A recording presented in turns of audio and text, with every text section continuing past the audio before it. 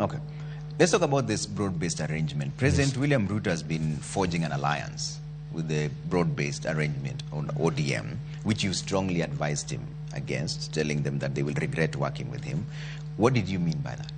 That? What did you mean by the broad-based government will regret working with President William Ruto? Well, I was in coalition with William Ruto, and the minute he became president, he turned against the people who elected him. I know him. So, I cannot tell the Luo nation what to do. But I can only give a word of caution that Raila Odinga, in his greatness, has one great legacy. He founded and developed and grew a strong political party. I'm on record publicly saying how I admire, when he was alive and when he's dead, I admire ODM party and the quality of leaders that came through ODM. Will you be willing to work with ODM? I don't have a problem with anybody. I have a problem that ODM is on his deathbed. And we want a strong political party. Strong political parties are good for our democracy.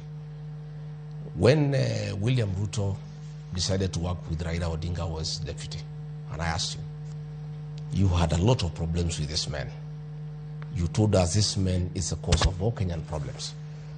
You hated Uhuru Kenyatta with all your life and said so publicly for working with Raila Odinga. How come, after having a problem with Uhuru Kenyatta for working with Raila Odinga, you now want to work with Raila Odinga? What has happened?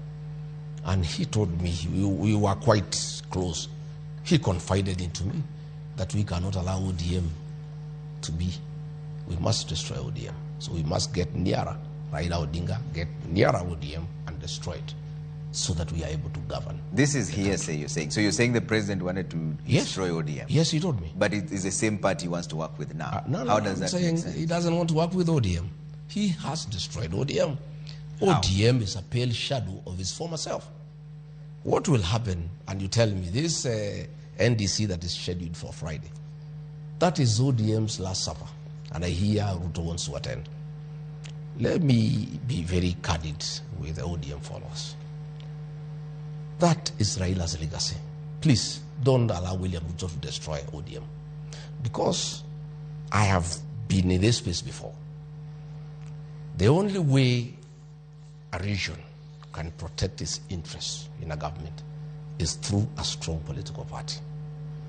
My people from the mountain, we are in the terrible situation we are in, I included, because we went to join Ruto without our own political party. And he shortchanged us, turned against us, and can do whatever he wants. If ODM agrees to be swallowed by William Ruto, the people of that region will be at his mercy. And they'll come to cry the way we are crying. So it's up to them. And if they must join William Ruto, because we cannot stop them. Yeah? If they must stop him, if they must work with him, I'll give them a few tips. Because it's important that I do so. And if they listen to me, it can help them. If they ignore it, it doesn't matter. But at least I'll have spoken, and it will be on record.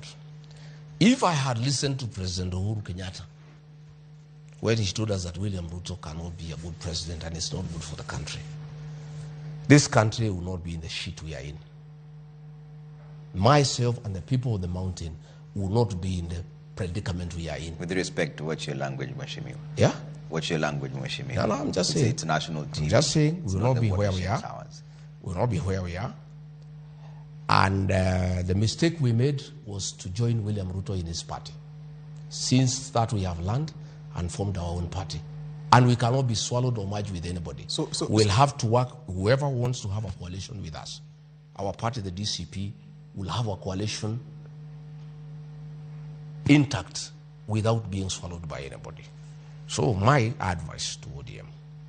Okay, katia ODM shauri, hii ni chama ambacho kimekuwa katika siasa ya Kenya kwa muda wa miaka 20. DCP is hardly 2 years. I'm talking as Rigathi Gachagua. It may have been 20 years. I may be nobody, but I cannot be denied a chance to give advice. Maybe you think I'm nobody, but I'm saying I have been with William. Listen, I have been with William Ruto as his deputy. I helped him to be president with my people. He shortchanged all of us. So I have something that I know that I can share, because I can see ODM is being induced to work with William Ruto. I have some experience that can be useful. Okay. Unless you don't want me to share. Asante. Yeah. Asante. Umenena hapo kwamba nyinyi kama watu wa mlima mlidanganywa kwa sababu hamkuwa na chama cha kisiasa. Kumaanisha chama cha DCP ni cha watu wa mlima pekee? Hapana. Tukiangalia vyanzo vya sheria, chama yetu ni ya kitaifa. We won a by-election in Kisa East in Quisero, that is Kakamega. We won a seat in Narok Township, that is Narok in Rift Valley. We won a seat in Kariobangi North, which is cosmopolitan. But every community has a political home. You know, the Luo Nation, their political home is ODM with other Kenyans. The mountain people, their political home is DCP with other Kenyans. The Kalenjin, their home is UDA with other Kenyans. So every community has a home politically, and that is the way it should be, and it must be that way.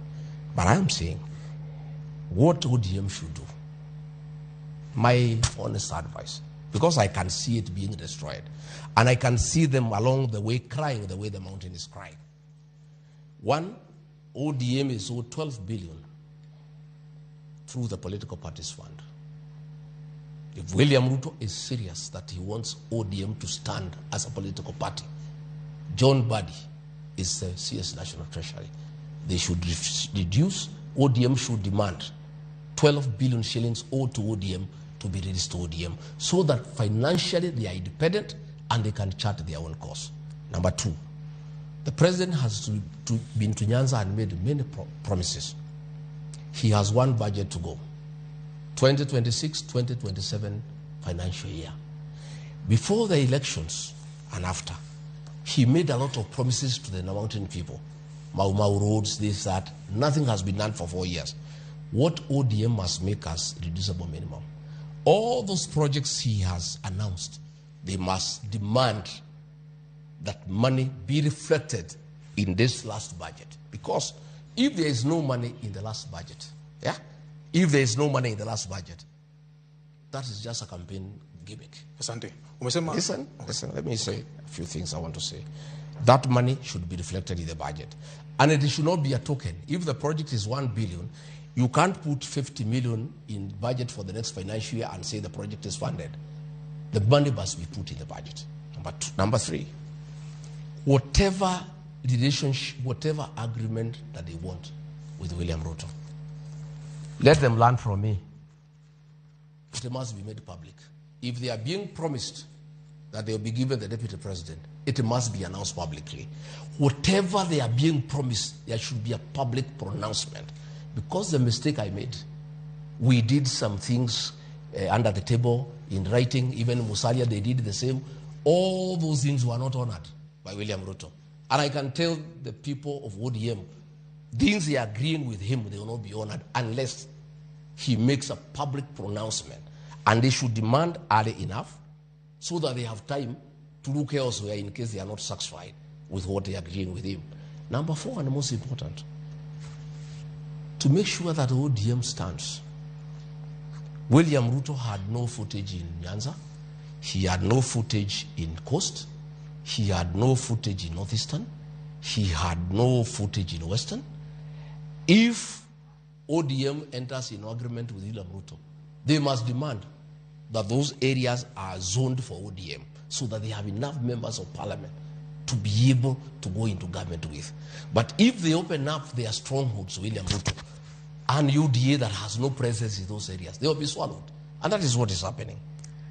Once those things are done, then if they want to enter into a deal with him, they are safe. And I'm just sharing this because, in my community they say, if you are beaten by a black snake, when you see a rope, you run away. A rope that looks like a snake. And I'm just saying, because I can see what is happening, I can see the same deception The time he is spending in Nyanza, every day he is there.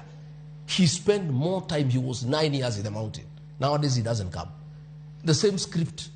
He was coming to the mountain, promising us goodies, promising us heaven, promising us all manner of things until we elected him. I can see the same script going on. And I have a responsibility as a leader in this country to tell the people of Nyanza, please, Asante. I have been through this. Yeah. My people have been through this. We are all crying because we were deceived. We were conned. I can see another con game going on. I can see deception going on.